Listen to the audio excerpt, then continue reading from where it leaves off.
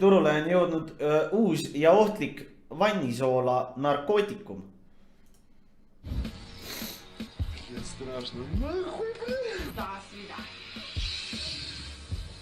Держи, держи. Это космос, да? Нахуй.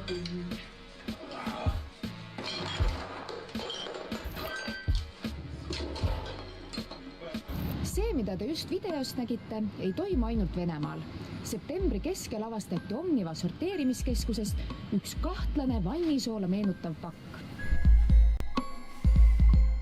Kohtuekspertiisi instituut tegi kindlaks, et pakis oli N-etüülpentüloon.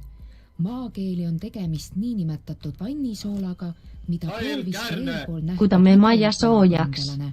Tegemist on ikkagi uue psühhoaktiivse ainega, mis siis on rahvakeeli tähendab see lihtsalt ongi ergutav stimulant, et me võin tuua analoogse paralleeli. Tüübile oli õige Gameri monitor, muidugi 75 hertsi tuleb. Tekitab amfetamiin, et ikkagi inimesel tekib see erutus, tekib see eufooria tunne. Oi, mille, mis siin toimub, tule. Mul on juba selline tunne, et siit tuleb bänn kohe, sest mingi vend on alasti lambist. Ja ongi tänapäeval noorte puhul on see hästi aktiivne. Oi, mille. Kasutatav narkootiline aine. Oi, mille. Nimetab seda nii-öelda bioaineks. Põhimõtteliselt on ta selline hallutsinatsioone tekitav aine ja ka samal ajal stimuleeriv aine, et ergutab aine ühel ajal, et ütleme, et see kombinatsioon on päris selline hirmutav. Aine tarvitamiseks leidub erinevaid viise. Et temaga on võimalik võtta nii suu kaudu, võimalik suitsetada, on võimalik pulbristatud kujul inhaleerida nagu nina kaudu tõmmata sisse ja tegelikult, et kui see nüüd ära lahustada, et siis on võimalik isegi süstida, aga see on üks selline ekstreemne juba, et väga ohtlik tegevus. Täna avaldas Postimees video, kuidas postiteel vannisoola tellinud mehed võetakse kinni otse tänaval. Kui 4 mehe poolt tellitud kilo vannisoola oleks turule jõudnud, võinuks sellest narkojoobe saada terve Pärnu linnatäis inimesi. Milline karistus mehi nüüd ees ootab? Antud isikute puhul on tegemist 3–15 eluaastani on vanglakaristus.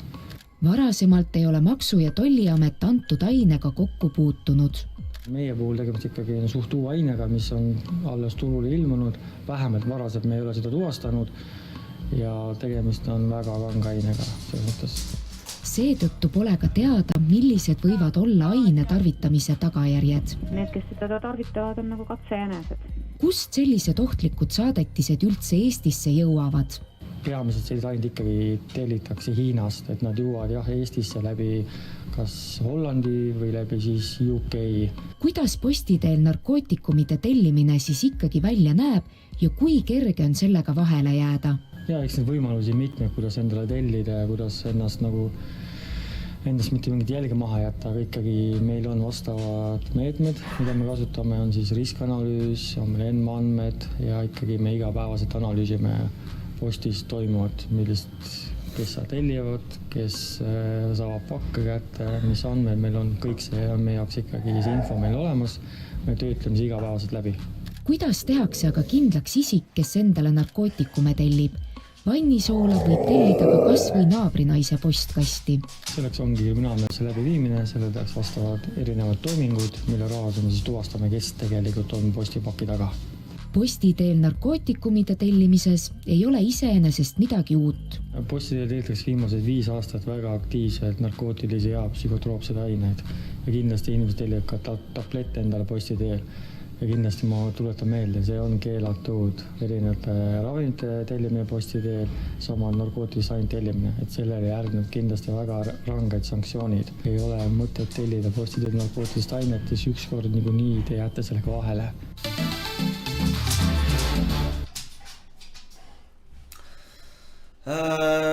Kontrollitakse, see on nii lihtne, et kogu riigi pakid läbivad ühe ja sama sorteerimiskeskuse. Jaa, nagu see käib läbi sorteerimiskeskuse ja siis sealt lähevad pakid edasi nagu Omnivasse.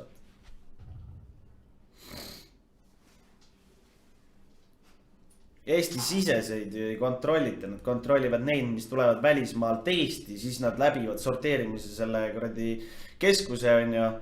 Ja siis sealt edasi. Aga see, et ma näiteks saadan sulle paki, siis see ei lähe kuskile narkokontrolli nagu. Eesti-sisene on natuke teine asi nagu. Et kui see on juba Eesti jõudnud, siis keegi enam ei kontrolli seda.